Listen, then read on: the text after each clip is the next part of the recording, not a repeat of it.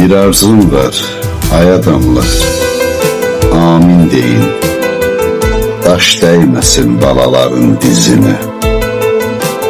Ömrü boyu güle güle yaşasın, yaş değmesin balaların gözüne. Bir duam var, amin deyin ay eller. Keçmesinler nanecibin eline.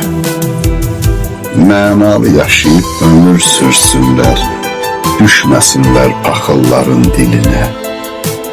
Bir arzum var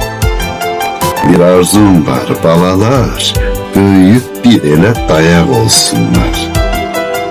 Mənim bir arzum var, bütün oğullar atanın gözüne çıraq olsunlar.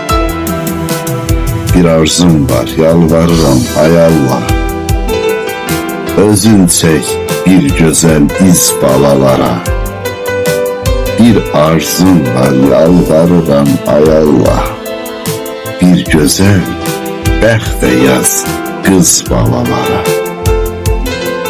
Ruzili yaşasın, sağlam yaşasın, alnı açıq, qoy üzləri ağ olsun. Eybi yox, atalar kasıb yaşasın, bütün balaların canı sağ olsun.